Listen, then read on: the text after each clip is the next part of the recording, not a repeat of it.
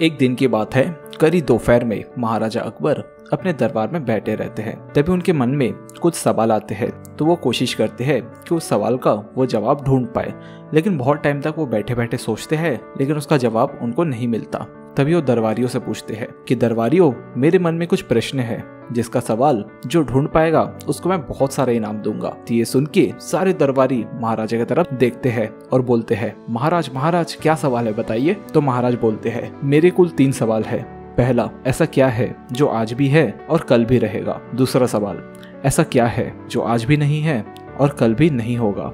और तीसरा सवाल, ऐसा क्या है जो आज तो है लेकिन कल नहीं होगा। और आपको ये तीनों सवाल का उदाहरण भी देना पड़ेगा। दरबार में बैठे सभी आपस में सोचते रहते हैं, लेकिन किसी को भी इसका जवाब पता नहीं रहता। तभी वहाँ से बीरबल खड़े होते हैं और होके बोलते हैं, हुजूर, आपके सवालों का जवाब मैं दे सकता हूँ, लेकिन इसके लिए आपको मेरे साथ शहर का दौरा करना होगा। तभी आपके सवाल का सही ढंग से मैं हल कर पाऊंगा। और इससे महाराजा अकबर स्वीकार करते हैं। और दूसरे ही दिन अकबर और बीरबल अपना भेष बदल कर शहर के लिए निकल पड़ते हैं। कुछ ही देर बाद वे बाजार में खड़े थे। फिर दोनों एक दुकान में घुस गए। बीरबल ने दुकानदार से कहा, हमें बच्चों की पढ़ाई के लिए मदरसा बनाना है, तुम हमें इसके लिए कुछ रुपए दे दो। जब दुकानदार ने अपने मुनीम से कहा कि इसे 1000 रुपए दे दो, तो बीरबल बोला, जब मैं तुमसे पैसे लूंगा तो तुम्हारे सिर पर एक जूता मारूंगा।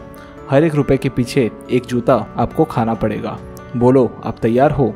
यह सुनते ही दुकानदार के नौकर का पारा चढ़ गया और वो बीरबल से 2-2 हाथ करने के लिए खड़ा ही हुआ। तभी दुकानदार ने नौकर को शांत रहने को कहा और दुकानदार ने कहा, मैं तैयार हूँ, लेकिन मेरी एक शर्त है। मुझे विश्वास दिलाना होगा कि मेरा पैसा इसी नेक काम पे खर्च हो रहा है। ऐसा कहते हुए दुकानदार ने सिर झुका लिया और बीरबल से बोला, चलो जूता मारना शुरू करो। तब बीरबल व अकबर बिना कुछ कहे सुने दुकान से बाहर निकल गए। दोनों चुपचाप चले जा रहे थे। तभी बीरबल ने मौन तोड़ा और बादशाह से कहने लगा, दुकान में जो कुछ हुआ उसका मतलब समझ आया महाराजा अकबर? तो अकबर ने कहा, क्या मुझे थोड़ा समझाओ। तभी बीरबल ने कहा, दुकानदार के पास आज पैसा है और उस पैसे को नेक कामों में लगाने की नियत भी है, जो उसे आने वाले यानी भविष्य में भी नाम देगी।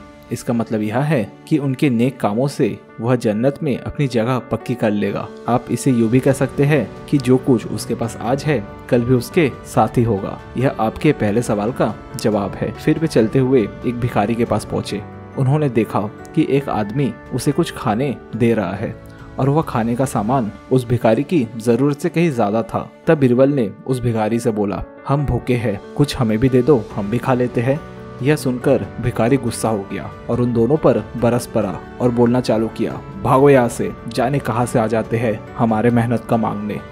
तब बीरबल बादशाह से कहता है, यह रहा हुजूर आपके दूसरे सवाल का जवाब। यह भिखारी ईश्वर को खुश करना नहीं चाहता। इसका मतलब यह है जो कुछ इसके पास आज है वो कल नहीं होगा। दोनों फिर धीरे धीरे आगे बढ़ते रहे। उन्होंने देखा कि एक पंडित पेड़ के नीचे बैठ के तपस्या कर रहे थे। बीरबल ने पास जाकर उसके सामने कुछ पैसे रख दिए।